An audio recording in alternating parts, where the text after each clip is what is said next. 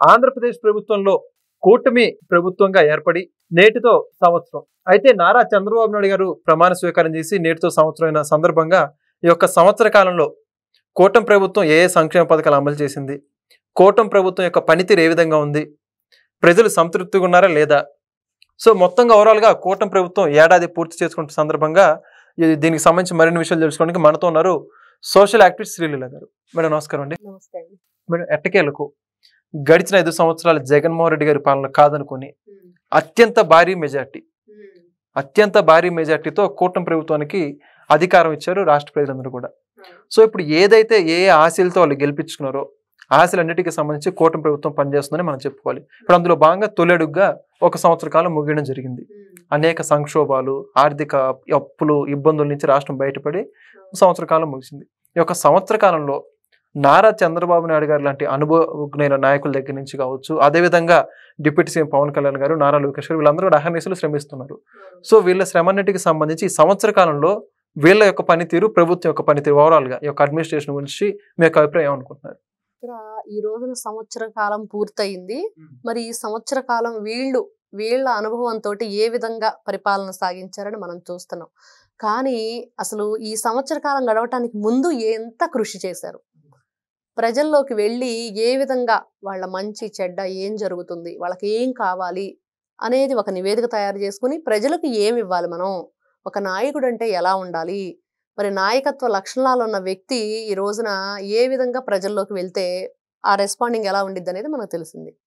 నిజంగా ఏ మంగళగిరిలో అయితే ఓడిపోయారో లోకేష్ గారు, అదే మంగళగిరి నుంచి రాష్ట్రంలోనే భారీ మెజార్టీతో ఆయన అక్కడ గెలిచారు.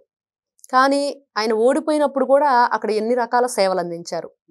మరి మెడికల్ క్లినిక్లు అయి పెట్టారు. అదేవిధంగా పిల్లలకు సంబంధించి కానివ్వండి, రకరకాల ఇంకా విదేశాల్లో ఎవరైతే వేరే స్టేట్స్కి వెళ్ళి ఇబ్బంది పడుతూ గల్ఫ్ సైడ్ అటు, మరి వాళ్ళు అక్కడ పాస్పోర్ట్ లేకుండా, తిండి లేకుండా, అక్కడ వాళ్ళతో పోరాడలేక, మరి ఇక్కడ ఫ్యామిలీ దగ్గరకు రాలేక ఎన్నో ఇబ్బందులు పడ్డారు. వాళ్ళను కూడా ఒక్క మెసేజ్ తోటి తీసుకురావటం, మరి పిల్లలకి ఏదన్నా ఒక చిన్న లెటర్ మిస్ అయ్యి వాళ్ళ పేర్లో మరి ఏదైతే మనం చూసాం మన మార్కులు ఇట్లాంటివన్నీ కూడా మిస్టేక్స్ ఉంటే దానికి సంబంధించి వాళ్ళు నెక్స్ట్ స్టెప్కి వెళ్ళడానికి కూడా ఎన్నో రకాలుగా వెంటనే కలెక్టర్ గారికి ఆదేశాలు ఇవ్వటం, అక్కడి నుంచి ఆ పిల్లలకి అక్కడ ఉపయోగపడే విధంగా ఆ సమాచారాన్ని అందజేశారు.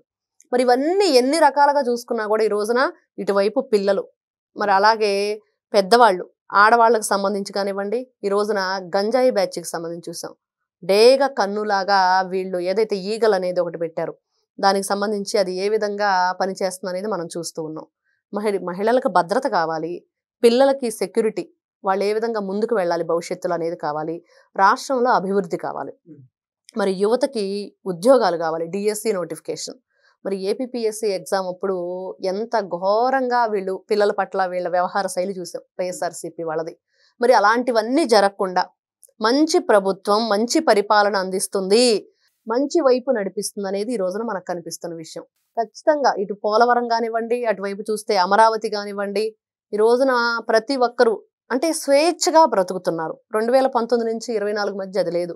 ఎవరు ఏ చిన్న క్వశ్చన్ చేసినా ఒక చిన్న మెసేజ్ ఫార్వర్డ్ చేస్తేనే అంత పెద్ద వయసున్న రంగనాయకమ్మ గారిని తీసుకెళ్లి ఏ విధంగా వాళ్ళు చిత్రహింసలు పెట్టారో మనం చూసాం. మరి ఎక్కడా కూడా వాళ్ళ వాయిస్ ఇవ్వటానికి కానీ ఇదిగో ఇది జరుగుతుంది. డాక్టర్ సుధాకర్ గారిని చూసాం, మరి మాస్కులు అడిగినందుకు ఏ విధంగా ఆయన్ని చంపేశారో చూసాం. మరి ఇన్ని విధాలుగా అప్పట్లో అంటే ఎవ్వరు కూడా వాళ్ళు ముందుగా బయటకు వచ్చేసి ఈ పార్టీ తరపున మేము ఉన్నామనేది కూడా చెప్పుకోవడానికి పరిస్థితి లేకుండా చేశారు. అంటే పంట పొలాలు నాశనం చేయటం, బోర్ సెట్లు నాశనం చేయటం, డ్రిప్ ఇరిగేషన్ సంబంధించి అవి నాశనం చేయటం, చేలు తగలబెట్టడం, అంటే పంట పండించుకునే రైతు పొలాలు కూడా తగలబెట్టేశారంటే ఎంత ఘోరమైన పరిపాలన జరిగింది ఆ 5 years. కానీ ఈ రోజున అదంతా కూడా ప్రజలు చూసి చూసి చూసి రాక్షస పరిపాలన, ఒక్క ఛాన్స్ అన్నాం ఇంకొక ఛాన్స్ ఇవ్వం, అదే ఇంకా ఒక్క ఛాన్స్ అన్నాడికి ఇంకొక ఛాన్స్ లేదన్నట్లుగా మాకు మంచి ప్రభుత్వం కావాలి, సంక్షేమ పథకాల కన్నా కూడా మా క్షేమం చూసుకునే నాయకుడు కావాలి, మా పిల్లలకి ఉద్యోగాలు, యువతకి భరోసా, అదేవిధంగా రాష్ట్రం అభివృద్ధి, ఇవి ఉంటే చాలు. ఎందుకంటే ప్రగతి పదం వైపు నడిపిస్తే ఈ రోజున సైబరాబాద్ను సృష్టించిన నారా చంద్రబాబు నాయుడు గారిని చూస్తూ ఉంటే మరి హైటెక్ సీఎంగా పిలుచుకున్నాం. ఈ రోజున ఇక్కడ అమరావతిని ఏ విధంగా తీర్చిదిద్దుతున్నారు, మరి బ్రాండ్ ఏపీ బ్రాండ్ అని చెప్పేసి మనం చెప్పుకుంటున్నాం. ఇట్లాంటి నాయకుడు కదా మనకు కావాలి. ఇట్లాంటి నాయకుడు కదా మనల్ని ముందుకు తీసుకెళ్తాడు, ఇట్లాంటి నాయకుడు కదా మన క్షేమాన్ని చూస్తాడనేది మనకు కనిపిస్తూ ఉంది. మరి అయితే ఇప్పుడు ఈ రోజు కూటమి ప్రభుత్వం ఏడాది సందర్భంగా తల్లికి వందనం ఏదైతే అమలు చేయడం జరుగుతుంది సూపర్ 6 లో, దానికి సంబంధించి దీనికి సంబంధించి మీరు ఏమంటారు? ఇక్కడ ప్రతిసారి మనం వింటూ ఉంటున్నాం, అంటే సంక్షేమ పథకాలు ప్రజలందరూ కూడా ఏ విధంగా అలవాటు పడిపోయి ఉన్నారు. గత ప్రభుత్వం వాళ్ళ రాజకీయ లబ్ధి కోసం వీళ్ళందరికి కూడా, అంటే వాళ్ళకి శక్తి ఉంది, వాళ్ళు సంపాదించుకోగలుగుతారు, బ్రతకగలుగుతారు, అయినా కూడా ఈ సంక్షేమ పథకాలను ఎరగా వేసి రాజకీయ లబ్ధి పొందటానికి ఏ విధంగా వాళ్ళు చేశారు. మరి ఈ రోజున ప్రజలందరూ కూడా అలవాటు పడిపోయి ఉన్నారు. ఈ రోజున కూటమి ప్రభుత్వం కూడా అదే తప్పు చేసిందా?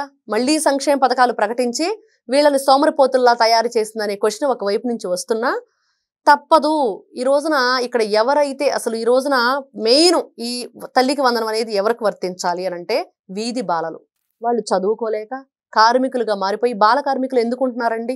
కేవలం చదువుకోలేని పరిస్థితిలో. వాళ్ళకి ఎంతో ఉంటుంది చదవాలని, అంటే అక్కడ చదివించలేని పరిస్థితి ఆ కుటుంబాంది. కాబట్టి అట్లాంటి వాళ్ళకి అవసరం. ఈ రోజున చక్కగా సంపాదించుకొని పిల్లల్ని పోషించుకునే శక్తి ఉన్నప్పుడు మనం ఎందుకు తీసుకోవాలి? అలాంటివి ఎవరికి వాళ్ళలో అవేర్నెస్ రావాలి దాని పట్ల. వచ్చి మనం ఈ విధంగా తీసుకోకూడదు. సంక్షేమ పథకాలంటే వాళ్ళు ఏ విధంగా ఇబ్బంది పడుతూ, తిండికి కూడా లేకుండా ఇబ్బంది పడే వాళ్ళకి మాత్రమే అట్లాంటి పథకాలు వర్తించాలి. కాబట్టి ఇక్కడ సంక్షేమ పథకం ఏదైతే వీళ్ళు సూపర్ 6 అని చెప్పేసి వైఎస్ఆర్సీపీ పార్టీ వాళ్ళు ఏ విధంగా ప్రతిసారి వాళ్ళు ఇబ్బందికరంగా మాట్లాడుతున్నారు. కానీ ఈ రోజున గ్యాస్ సిలిండర్లు మరి గతంలో ఎంతో ఇబ్బంది పడుతూ ఈ మధ్యకాలంలో 2019 నుంచి 24 మధ్య ప్రజలందరూ కూడా కుంగిపోయారు. చాలా చాలా చాలా చాలా ఇబ్బందులు పడ్డారు. ఎటువైపు చూసుకున్నా కూడా వాళ్ళకి ప్రతి ఒక్కరికి కూడా ఈ రోజున, అంటే ఇసుక రేట్లు పెరిగిన తర్వాత విచ్చలవిడిగా దోపిడీ చేసేసారు. ఎక్కడ వాళ్ళకి ఒక ఏదంటే బేల్దారి మేస్త్రి కానివ్వండి, సిమెంట్ పనులు చేసుకునే వాళ్ళకి పనులు లేవు. ప్రతి ఒక్కరూ వాళ్ళ నుంచి, అంటే ఈ రోజున ఏం జరుగుతుంది అని అంటే ఏం జరుగుతుందో ఎవ్వరికి అర్థం కాని పరిస్థితి, గందరగోళంలో నెట్టబడ్డారు. మరి మద్యపానం వల్ల కూడా చాలా మంది ఇబ్బంది. మరి ఏదైతే వాళ్ళు నకిలీ మద్యం తయారు చేసి ఇష్టానుసారంగా గంజాయి ఈ మాఫియాను తయారు చేశారో చూసాం. ఇన్ని రకాలుగా ఇబ్బంది పడిన ప్రజలు ఈ రోజున మరి పిల్లల్ని చదివించుకోలేని పరిస్థితి, అదేవిధంగా వాళ్ళ ఇల్లు గడవటానికి ఏదైతే ఉందో మనం చెప్పుకుంటున్న ఈ 3 సిలిండర్లు, అదేవిధంగా మహిళల పట్ల గౌరవభావం, అదేవిధంగా వాళ్ళు ఈ రోజున ఇంట్లో మాకు ఛార్జీలకు కూడా డబ్బులు ఇవ్వాలి మీరు అని చెప్పి ఇంట్లో మగ మనిషిని అడుక్కునే పని లేకుండా, అడిగే పని లేకుండా ఖచ్చితంగా మా బాబు గారు మాకు ఫ్రీ బస్ ఇస్తున్నారనే ఒక గర్వంగా వెళ్ళగలుగుతారు అనే ఉద్దేశంతో, వాళ్ళ పట్ల గౌరవంతో, ఆడపడుచుల గౌరవం కోసం దాన్ని ప్రకటించారు. ఉచిత బస్సు అనేది ఆగస్టులో చెప్తా ఉన్నారు. మరి ఈ రోజున మీరు అంటున్నట్లుగా తల్లికి వందనం, నిజంగా ఇది బాల కార్మికుల నిర్మూలన. పేదరికం ఏదైతే దిగువ భాగంలో ఉన్న వాళ్ళందరూ కూడా ఖచ్చితంగా ఇది అందాలి. కేవలం వాళ్ళ కోసం ఇది వర్తించాలి. ఈ రోజున ప్రతి ఒక్కరు నాకు కారు ఉంది, ఇంకేదైనా ఉంది, అయినా కూడా నాకు రావాలంటే దాన్ని ఆశించడం మన తప్పు. ఎందుకంటే మనకు స్తోమత ఉంది కాబట్టి మనం ఆశించకూడదు. సంక్షేమ పథకాలు అసలు ఎందుకు అంటే ఈ రోజున ఇట్లాంటి వాళ్ళ కోసమే. కేవలం ఎవరైతే ఆ దిగువ రేఖకి ఈ ఏదైతే నిరక్షరాస్యత ఇబ్బంది పడేవాళ్ళు కానివ్వండి, ఎందుకు నిరక్షరాస్యులు అవుతున్నారంటే చదువుకునే స్తోమత లేకపోవటం వల్ల. కాబట్టి వాళ్ళకు మనం హెల్ప్ అవ్వాలని ప్రభుత్వం ఏ విధమైన ఆలోచనతోటి దాన్ని పెట్టింది, ఎవరికి అది అందాలి అనుకుంటున్నామో మరి దానికి మన సహాయ సహకారాలు ముఖ్యంగా ఆంధ్ర రాష్ట్ర ప్రజల మీద ఆధారపడి ఉండిద్ది. ఎందుకంటే ఈ రోజున మీరు ఎంచుకున్న మంచి ఏదైతే పరిపాలన, మంచి ప్రభుత్వం, మంచి నాయకులు అనుకుంటున్నారో ఆ నాయకుల ఆలోచనకు తగ్గట్టుగా కూడా మన ఆలోచనలు కూడా ఉండాలి. మనం కూడా వాళ్ళకి సపోర్ట్ చేయాలి, మనం కూడా వాళ్ళకి సజెస్ట్ చేయాలి, మనం కూడా వాళ్ళకి ఎన్నో విధాలుగా అండదండగా నిలబడి మన రాష్ట్రాన్ని మనం కాపాడుకోవాలి. ఈ రోజున వెంటనే అమ్మకు వందనం మన చోరీ చూసాం. వాళ్ళు ఏ విధంగా తిరగబడి వైఎస్ఆర్సీపీ పార్టీ వాళ్ళు ఇంకా రావట్లేదు అని చెప్పేసి రెచ్చగొట్టే ప్రయత్నం చేసినా ప్రజలందరూ ఎక్కడా కూడా వాళ్ళకి పాజిటివ్ రెస్పాండ్ రాలేదు. ఎందుకంటే వాళ్ళు రెస్పాన్సిబిలిటీగా ఉన్నారు రాష్ట్రం పట్ల. కాబట్టి ఇస్తారు బాబు గారు ఖచ్చితంగా అన్న మాట జరిగి తీరుతుంది. సూపర్ 6 అనేది జరిగిద్ది. కానీ కొంచెం లేట్ అవ్వచ్చు. ఈ రోజున చూసాం 2019 నుంచి 24 మధ్య 1000 రూపాయలు పెంచేస్తాను పెన్షన్ అని చెప్పాడు జగన్మోహన్ రెడ్డి. ఏం చేశాడు? 250 పెంచుకుంటూ వెళ్ళాడు. ఎవరైనా అడిగారా? ఏమైనా మాట్లాడటానికి ఉందంటే మేము వచ్చింది ఇప్పుడే కదా, ఇంకా 4 సంవత్సరాల టైం ఉంది, మేము చేస్తామని అన్నారు. కానీ ఈ రోజున కూటమి ప్రభుత్వం ఏం చెప్తుంది? మీరు వేచి చూడండి, రాష్ట్రం అంతా అప్పులమయం, ఫీజు రీఎంబర్స్మెంట్ బకాయిలు, రైతు భరోసా బకాయిలు, తల్లికి వందనం బకాయిలు, ఎక్కడ చూసుకున్న అన్ని వాళ్ళ ఇష్టానుసారంగా రోడ్లను ఏ విధంగా గుంటలమయం చేశారు. గుంటలు పోర్చడానికి 400-350 కోట్లు అయిందంటే ఇంకా రాష్ట్ర పరిస్థితి ఏ విధంగా ఉందో మనం అర్థం చేసుకోవాలి. కాబట్టి ఈ రోజున 1 year కంప్లీట్ అయిన శుభ సందర్భంగా ప్రతి ఒక్కరు కూడా హ్యాపీ ఫీల్ అవ్వాలి. అదేవిధంగా తల్లిదండ్రులు ముఖ్యంగా తల్లికి వందనం అనేది ఈ రోజునే ఇవ్వడానికి ఏంటంటే కారణం, విద్యార్థుల జీవితాల్లో వెలుగులు నింపాలి. స్కూల్స్ రీఓపెనింగ్ అయినాయి, వాళ్ళందరికి కూడా ఇప్పుడు చూస్తే అకాడమిక్ ఇయర్ స్టార్ట్ అయిపోయింది. ప్రతి ఒక్కరికి యూనిఫాము, బుక్స్, బ్యాగులు ఇలాంటివన్నీ కూడా అంటే గవర్నమెంట్ స్కూల్లో ఉన్న వాళ్ళకైతే ఖచ్చితంగా ఫ్రీగా వాళ్ళు ప్రొవైడ్ చేస్తారు. కానీ ప్రైవేట్ స్కూల్లో చదువుకునే వాళ్ళు, ఇంగ్లీష్ మీడియంలో ఉన్న వాళ్ళు ఈ రోజున ఏదైతే మనం చెప్పుకుంటున్న గవర్నమెంట్ స్కూల్లో కూడా ఇంగ్లీష్ మీడియం ఖచ్చితంగా ఇంగ్లీష్ మాట్లాడుతున్నారు, ఇంగ్లీష్ చెప్తున్నారు. ఎక్కడా కూడా ప్రైవేట్ స్కూల్ను తలదన్నే విధంగా గవర్నమెంట్ స్కూల్స్ కూడా ఉంటున్నాయి. ఇవన్నీ చూసుకుంటే ఖచ్చితంగా కూటమి ప్రభుత్వం అన్ని విధాలుగా సక్సెస్ఫుల్గా ముందుకు వెళుతుంది. కూటమి ప్రభుత్వం ఏదైతే వీళ్ళు ఫస్ట్ అసలు కూటమిగా ఏర్పడటానికి కారణమే ఆంధ్ర రాష్ట్రం కోసం. కాబట్టి వీళ్ళు ఎక్కడా కూడా ఏ తప్పు చేయకుండా ప్రజల సంక్షేమమే, వాళ్ళ క్షేమమే ముఖ్యంగా ముందుకు వెళుతున్నారు అనేది మనకు కనిపిస్తుంది. Thank you. నమస్తే. Please subscribe to Leo News for more videos.